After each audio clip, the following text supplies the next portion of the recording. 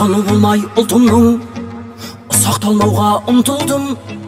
Құлы болмаған құлқынның, пейілі қымбат жұртымның. Мен қазақтың ұлымын. Шуағын төккен қаламның шұғыласынан жаралдым. Миллиондарға сатылмас мейірі қымбат анамның. Мен қазақтың ұлымын.